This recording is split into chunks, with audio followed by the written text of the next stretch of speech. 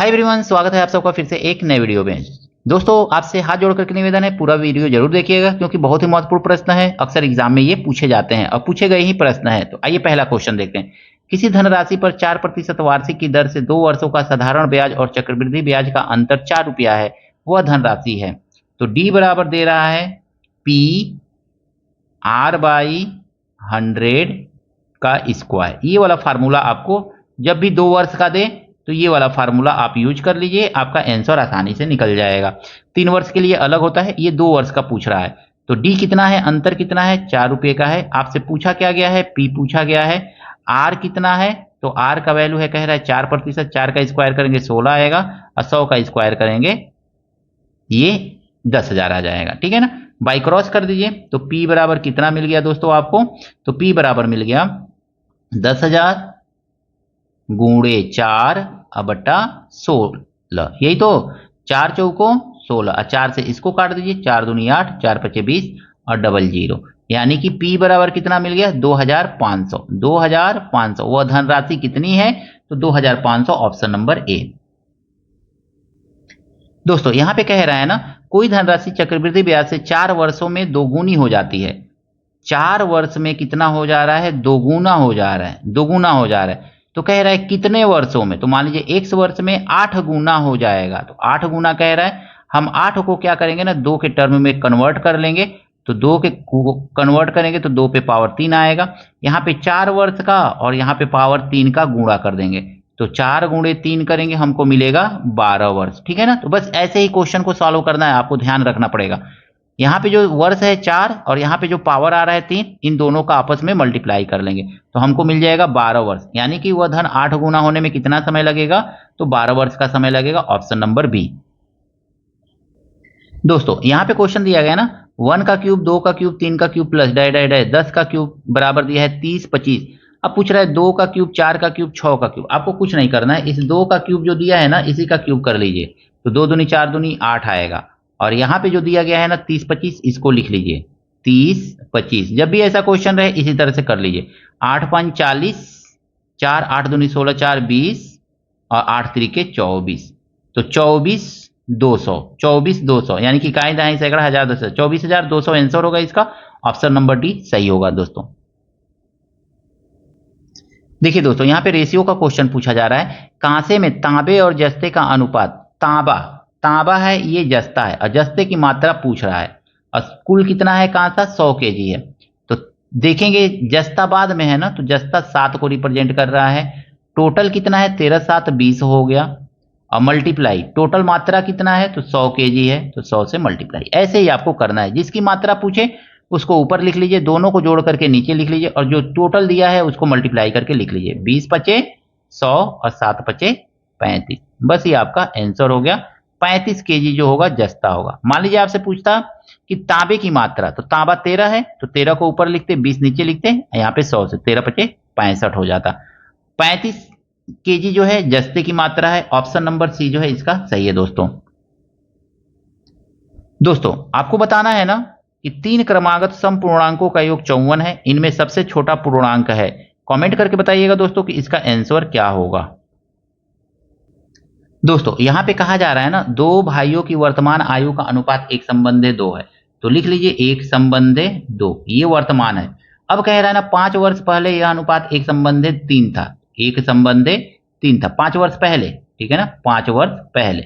अब कह रहा है कि 5 वर्ष बाद यह अनुपात होगा। 5 वर्ष बाद कितना होगा, यहाँ पे पूछा जा रहा है आपसे। तो 5 वर्ष पहले 1 संबंधे 3 था, तो दोनों का तो सेम ही है। 5 वर्ष पहले तो 5 वर्ष पहले दोनों समान रूप से बढ़े होंगे, दोनों के उम्र तो समान ही रूप से बढ़ा होगा। तो यहाँ पे देखेंगे अंतर कितने का है, तो इन दोनों के बीच में अंतर 2 का है और इन दोनों के बीच में अंतर 1 का है। तो 2 से इसमें मल्टीप्लाई कर देंगे। तो जब 2 से मल्टीप्लाई करेंगे इसमें, तो 2 एकन्ने 2 और ये क्या हो जाएगा, 2 दूनी 4।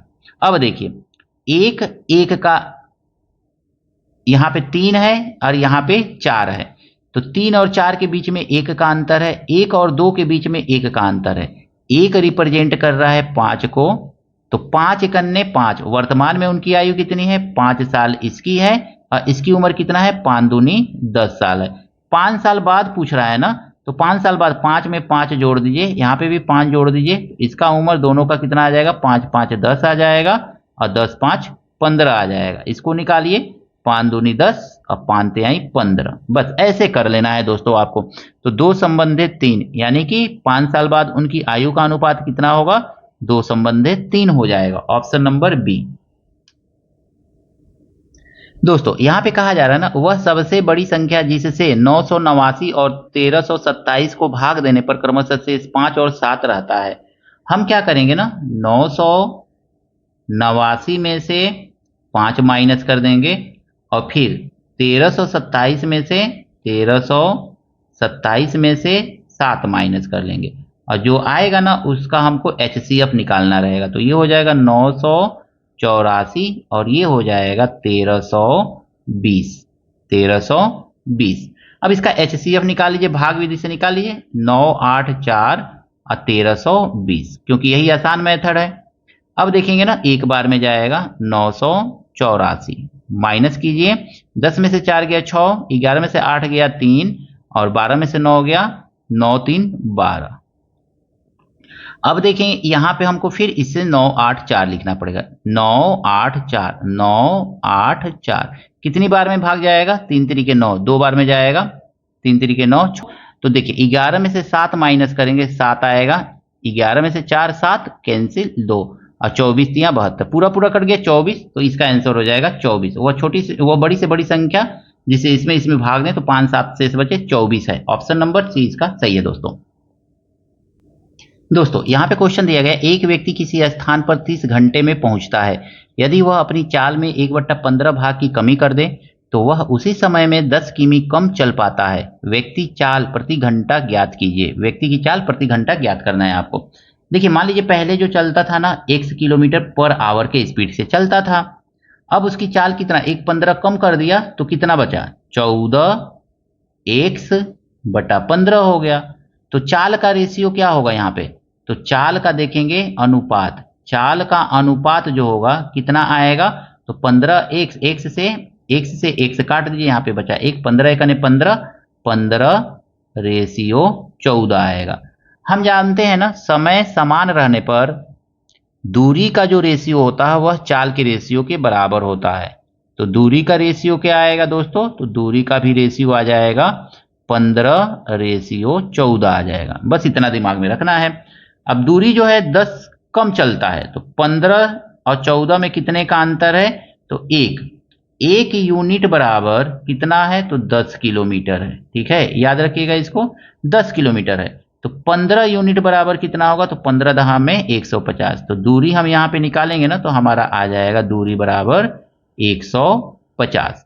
हमसे पूछ रहा है चाल, तो चाल बराबर क्या होता है, दूरी 150 बट्टा समय, 30 घंटे का समय पहला वाला लिया है ना, तो पहले वाले में 30 घंटे का समय तो सेम लग रहा है दोनों में, तो 30 लिख लेंगे यहाँ पे। ठीक है, अब देखेंगे इसको काटेंगे, 1 0 से 1 0 और 3 5 15, यानी कि 5 किलोमीटर पर आवर की गति से व्यक्ति चल रहा है। व्यक्ति की चाल प्रति घंटा ज्ञात कीजिए, तो 5 kilometre per hour, option number C. दोस्तों क्वेश्चन कहा गया है, किसी वस्तु का विक्रय मूल्य उसके क्रय मूल्य का 8/5 गुना है तो उस पर लाभ प्रतिशत है। कमेंट करके बताइएगा दोस्तों कि इसका आंसर क्या होगा। आशा करता हूं दोस्तों ये सभी प्रश्न आपको अच्छी तरह से समझ में आया होगा। कहीं कोई त्रुटि है, कोई कमी रह गई है, जरूर कमेंट करके बताइएगा दोस्तों। मिलते हैं नेक्स्ट वीडियो में नए प्रश्नों के साथ। Thank you, best of luck.